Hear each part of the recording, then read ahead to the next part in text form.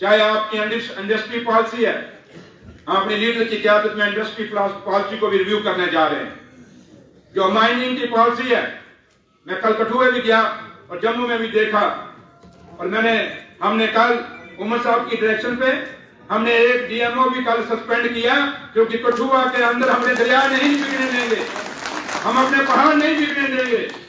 कोई बाहर से आएगा 15-15, 20-20 टायरों के ट्राले लेके आएगा और हमारे दरियाओं को खरीदने की कोशिश करेगा, वो नहीं बिकने देंगे। ये वादा आपसे हमने किया हुआ। और जहां तक ताल्लुक है ये इलीगल माइनिंग का सवाल पैदा नहीं हो सकता। आज हमारे पहाड़ों में पानी खत्म हो गए हैं इलीगल माइनिंग से, हमारे कुएं और बावलियां बैठ गई हैं, आज पानी का सोर्स नहीं है। जल जीवन मिशन जो इन्होंने लाया, पाइपें पे पैदे बने कहां से उठा के ले आए सस्ती, ये पाइपें हमारे जम्मू कश्मीर को दे दी। पाइपों की पाइपें बिछ गई, लेकिन पीछे बावली नहीं है, कोई पानी नहीं है, कोई कुआं नहीं है। पानी कहां से आएगा उन पाइपों में? है कि नहीं है सच्चाई आपके गांव में? इसलिए मैं आपको कहूंगा मसले बड़े हैं, ये सरकार के सामने, हम लोगों के सामने बड़ी चैलेंजेस हैं, लेकिन जहां तक ताल्लुक है सरकार हमने देखनी है, पार्टी आपने देखनी है, और पार्टी को आप लोगों ने सबने मिलजुल के हमने मजबूत करना है। कल मैं कठुआ गया, कई लोग मुझे कहने दिए आपने बताया नहीं। मैंने कहा यार ऑफिशियल टूर था, अगर मैं वहां मैंने सरप्राइज विजिट करनी थी, अगर मैं आपको साथ लेके जाता लोगों की आपकी दुश्मनी पड़ जानी। मैंने कहा चौधरी को यो लेके आए नहीं, तो इसलिए मैंने आपको साथ नहीं लिया। अगर मैं उन दफ्तरों में आपको साथ लेके जाता, लोगों ने आपके नाम घसीटने शुरू कर दिए। यही बात, जब इलेक्शन का दौर आता है आपके सामने क्या होता है, किन मुद्दों पे इलेक्शन लड़ा जाता है। क्या बिजली और पानी के ऊपर कभी जम्मू में इलेक्शन हो रहा है? शिक्षा के ऊपर, हॉस्पिटलों के ऊपर, बेरोजगार बच्चों के रोजगार के नाम पे कभी जम्मू में इलेक्शन हुआ? 2014 के बाद कभी भी इन मुद्दों पर इलेक्शन नहीं हुआ, लेकिन 2014 से पहले जब भी इलेक्शन हुए हमेशा मुद्दों पे इलेक्शन हुए।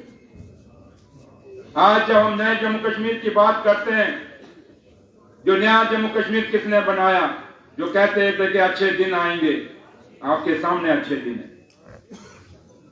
शुक्र है उस भगवान का, उस रब का कि आज दोबारा उमर साहब की क़यादत में जम्मू कश्मीर में एक नई सरकार बनी है। अगर ये सरकार ना बनती, आप पिछले 6 साल और 10 सालों को लगा लें, अब तो 10 साल लगाएंगे तो 6 साल ही लगा लें, क्या ये बाबू आपको अपने दफ्तरों में घुसने देते थे? क्या घुसने देते थे आपको? आज आप सेक्रेटरीट में जाओ, एक मेला लगा हुआ है, लोग आ रहे हैं, कहां से उम्मीद के साथ सरकार के पास आ रहे हैं। और आज जो हम मंत्री लोग काम कर रहे हैं, ये फारूक साहब की रहनुमाई में, उमर साहब की डायरेक्शन में, हम जगह जगह जाके लोगों को ये जतला रहे हैं कि ये सरकार आपकी चुनी हुई सरकार है। बेशक जम्मू सूबे के अंदर और खासकर जम्मू और कठुआ के अंदर हमें उतनी सीटें नहीं मिलनी जो मिलनी चाहिए थी। हम तो इलेक्शन ही लड़े, लेकिन कांग्रेस लड़ी, वो सीटें नहीं मिली, लेकिन उसके बावजूद भी उमर साहब की और फारूक साहब की रहनुमाई में हम जितने मंत्री लोग हैं आपके सामने हर दफ्तरों में जा रहे हैं, हम जगह जा रहे हैं और ऑफिसरों की अकाउंटेबिलिटी फिक्स कर रहे हैं। शेर कश्मीर शेख मोहम्मद अब्दुल्ला साहब का आज बेशक उनकी छुट्टी खत्म की गई, बेशक उनके नाम कई जगहों से हटाए गए।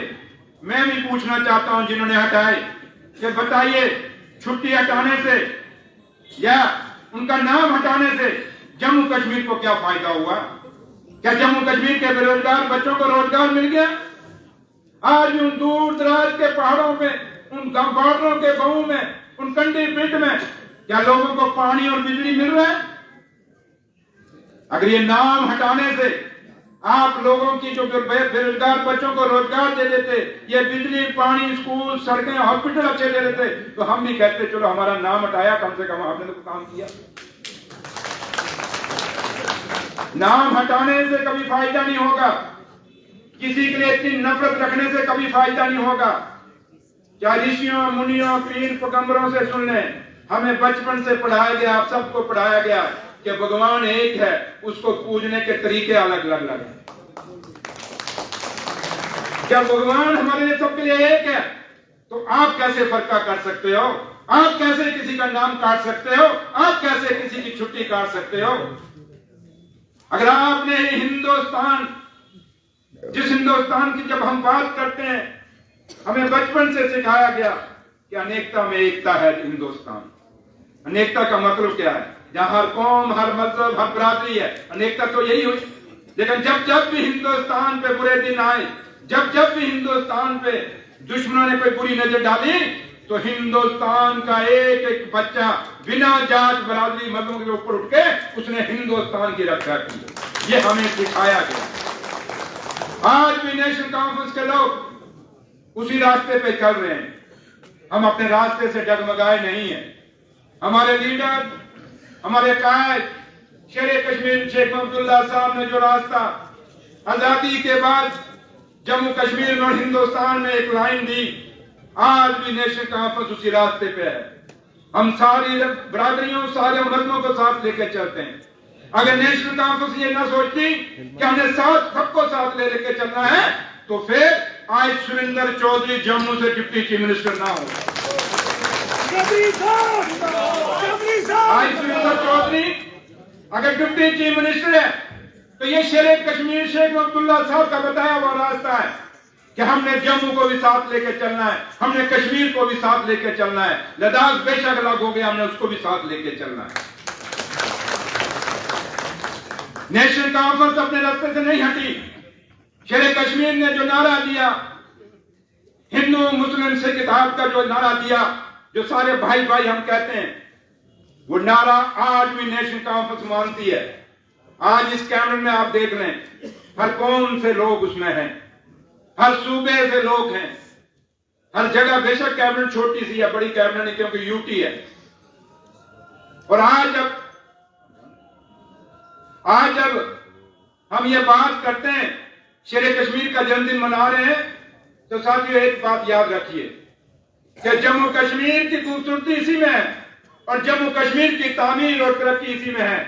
जब तक जम्मू कश्मीर में जम्मू और कश्मीर बैठा नहीं रहेगा, तब तक कोई तामीर तरक्की नहीं होगी। ये तभी होगी जब जम्मू और कश्मीर एक साथ रहेगा, एक मुठ रहेगा, एक ताकत में रहेगा।